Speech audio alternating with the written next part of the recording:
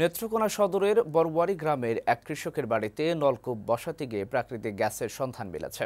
এই গ্যাস দিয়ে ঝুঁকিপূর্ণ অবস্থায় রান্নার কাজ করছে পরিবারটি। আর গ্যাস পাওয়ার খবরে প্রতিদিন মানুষজন সেখানে ভিড় করছে। এসব এলাকায় নলকূপ বসাতে না পারার সুপেয় পানির সংকট রয়েছে।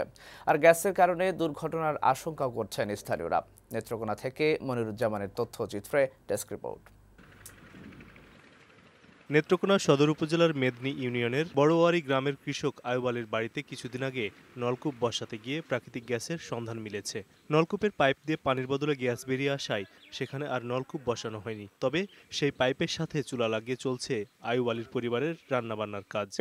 এই 6 দিন যাবৎ অনবরতই চলতেছে। আমি বিভিন্ন জায়গায় ফোন করছি এবং বিভিন্ন নেতৃবৃন্দরাও জানাইছি, এখন পর্যন্ত তারা কেউ আসে নাই। ঘরের একটা টিউবওয়েল আছে, সেটা তো একই অবস্থা, ভোর করে ডরায় তো আমরা এটাতে হানি তুলতারি না, হানি উঠে না। ওই এলাকার অনেকে জানিয়েছেন এর আগে বড়োয়ারি গ্রাম ছাড়াও পাশের বড়কান্দা বরখিলা গ্রামে নলকূপ বসাতে গিয়ে মিলেছে গ্যাস।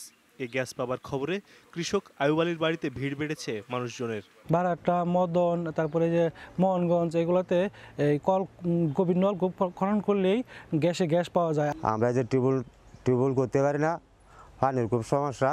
এ এলাকায় সরকারি উদ্যোগে অনুসন্ধান চালানো হলে প্রচুর গ্যাসের সন্ধান মিলতে পারে বলে আশা করছেন স্থানীয় জনপ্রতিনিধি। আমার এলাকায় গ্যাস পাওয়ার সম্ভাবনা আছে, যারা অনুসন্ধানকারী তারা তদারকি করলেই পাওয়া যাবে। এসব এলাকায় নলকূপ বসাতে না পেরে সুপেয় পানির সংকট রয়েছে। আর গ্যাসের কারণে দুর্ঘটনার আশঙ্কাও করছেন স্থানীয়রা। ডেস্ক রিপোর্ট, বৈশাখী সংবাদ।